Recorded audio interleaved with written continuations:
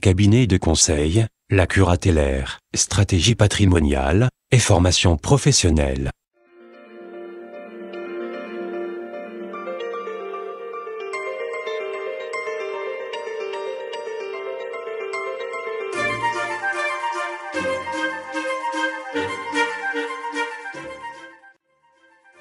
Le mandat de protection future.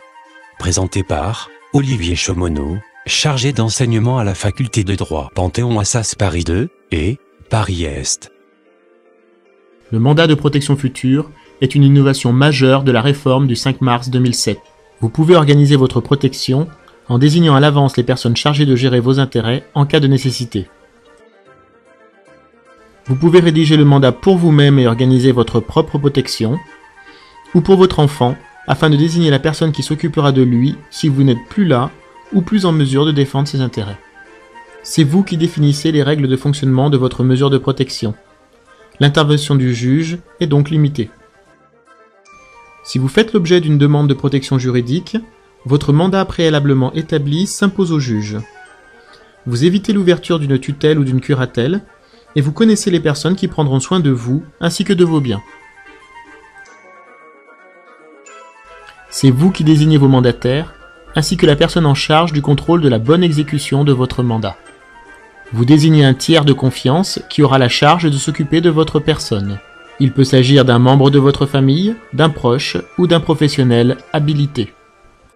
Vous désignez la personne chargée de gérer et de protéger votre patrimoine. Il peut s'agir d'un membre de votre famille, d'un proche ou d'un professionnel habilité. Le mandataire au bien et à la personne peut être une seule et même personne. Vous désignez le contrôleur qui alertera le juge en cas d'anomalie. Votre mandat prend effet à partir du moment où vous n'êtes plus apte à gérer seul vos intérêts. L'opération nécessite l'intervention d'un médecin spécialement habilité inscrit sur les listes du procureur de la République. Il ne peut s'agir de votre médecin traitant. Le certificat médical, s'il diagnostique une altération de vos facultés intellectuelles ou d'une incapacité à exprimer votre volonté, est remis au greffier du tribunal d'instance. Ce dernier valide la prise d'effet du mandat, en votre présence, ainsi que celle de vos mandataires. Le juge n'intervient pas dans le processus.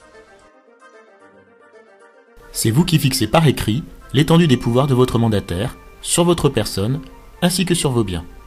Vous pouvez rédiger votre mandat seul, sur un formulaire CERFA, ou sur papier libre, assisté par un professionnel. Il est fortement recommandé de recourir au service d'un avocat, d'un notaire ou d'un cabinet spécialisé pour la rédaction du mandat. Le mandat doit être notarié si vous voulez permettre à votre mandataire de vendre des biens en cas de nécessité ou de prendre soin de votre enfant. Quelle que soit la forme du mandat, notarié ou non, le mandataire ne peut ni vendre votre logement, ni donner vos biens sans l'accord du juge. Votre mandataire rend compte de la gestion de vos biens dans un rapport annuel remis au contrôleur du mandat, au notaire ou au greffier. Contrairement aux autres mesures, le mandat de protection future n'est pas limité dans sa durée. Avant la prise d'effet du mandat, celui-ci peut être révoqué ou modifié à tout moment sur votre initiative. Votre mandataire peut également changer d'avis et refuser sa charge à condition de vous en informer au préalable. Après sa prise d'effet, votre mandat prend fin naturellement par votre rétablissement.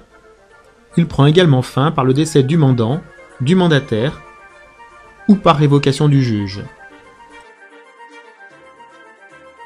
Retrouvez-nous sur www.la-curatellaire.fr.